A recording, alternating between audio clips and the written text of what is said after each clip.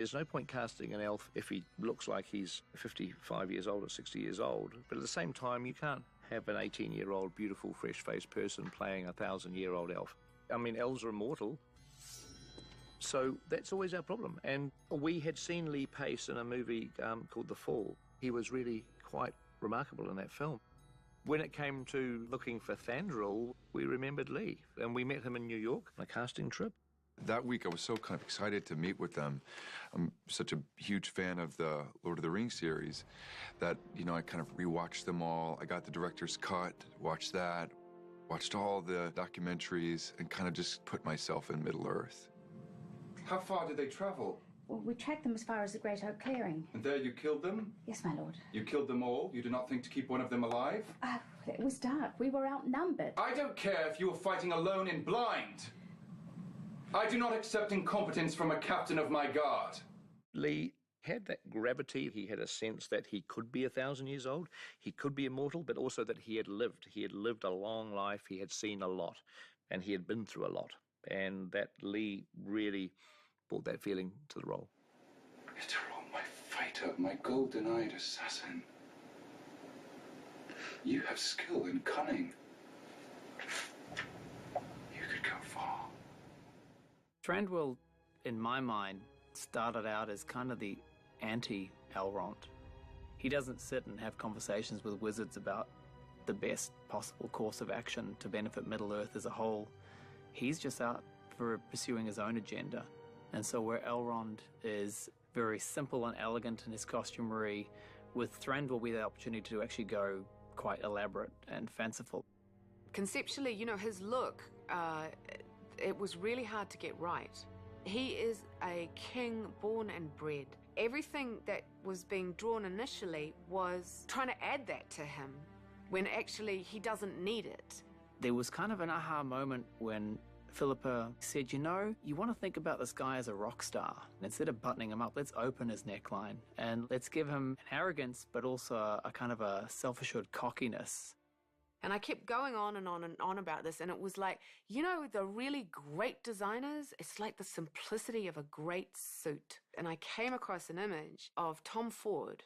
Tom Ford is the American designer who turned Gucci around, and he just looks so cool, lounging out on a chair. And I mean lounging, I mean like really lounging, like hanging out on one side, legs off to the other. And I was like, that's Thranduil. In the next pieces of artwork that I did, I changed the way he was sitting on his throne in my pictures to sort of throwing himself around a little bit more. And that suddenly gave us a window into this character. And the costume design kind of took off from there. Sometimes you design costumes before you know who the actor is. You might be designing for someone in your mind that's 6'4", and in walks someone 5'6". So anyway, with Lee, what you get is exactly what you want physically, because he's tall and handsome and he's got the best shoulders to hang a costume on. God, that orange is just... Yummy. Yeah. The orange looks Bold. phenomenal. He's money, this elf king. I mean, it really is a fun character to dress up. Amazing. Working with Lee Pace was wonderful because he definitely wears clothes incredibly well. He's got a great presence and he also moves incredibly well, all adding to that movement of the King of the Elves. The source comes from here. Yes! That's the power. Thranduil really had this burning, threatening presence, but he really had to just rein everything in. So it was like this tornado that he was pulling back from just unleashing. Why do I see myself going? Elven movement training that we've done with Terry has kind of given me my entire character. It's not even about movement as much as it is about thought. Kind of like as the wind and the ocean pulls and pushes, it's like that's how they move through space. You're riding these waves. It's like you're surfing. It's like you're surfing through space and you get to go, whoa, here's another wave. Yeah. Terry was great. When I got back to The Hobbit, it had been 10, 12 years. He brought me back to my inner elf. When Orlando first came in Lord of the Rings, I mean, he's the elf that we all know. We didn't have a movements coach like Terry. So Orlando being the first elf, he had to create an elvish trademark. There was a sort of cat-like grace and presence, agility, constantly aware.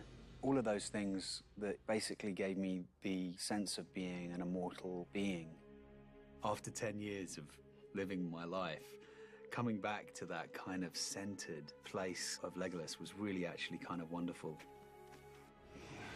On the breath, feel it come from your center. The way Terry kind of cracked into this elven movement is that it's not just kind of a Zen peacefulness, it's like a relaxed engagement.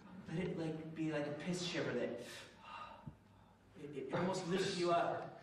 Yeah. Okay? Piss shiver. I don't even know what a piss shiver is. All right, guys. We're gonna do some of the hardest shit there is. All right. See how when you get out of your head, when you get out of the zone, it's shit? Yeah, see that? It's all about... It's the piss shiver. It's killing us.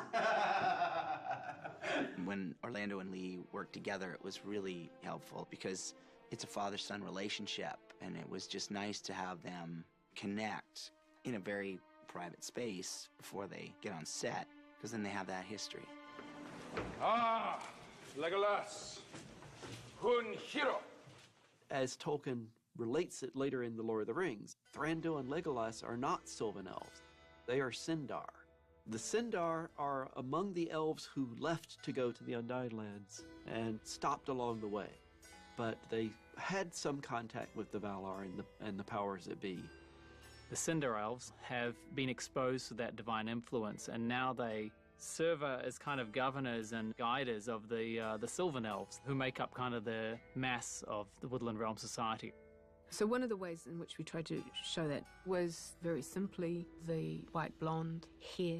The pure blonde would be Thranduil and Legolas. I think it's better to have not many others blonde, to tell you the truth. I agree. Because then it makes Legolas and his dad sort of stand out as the royal kind of line. We had to make Thranduil sort of appear so supreme and really quite cold in his attitude. We decided he was above all hair ornamentation. We wanted him to look completely like he was in control. So although there was nothing holding his hair back, it never really moved. And if it did, it was always very controlled, as if there was another force looking after his hair for him. The one thing I was afraid of is that they were going to pluck my eyebrows and do something crazy with my eyebrows. And I was like, Peter, please, no, please, let's... don't. I originally did designs for him with a much more shaped eyebrow, like the other elves.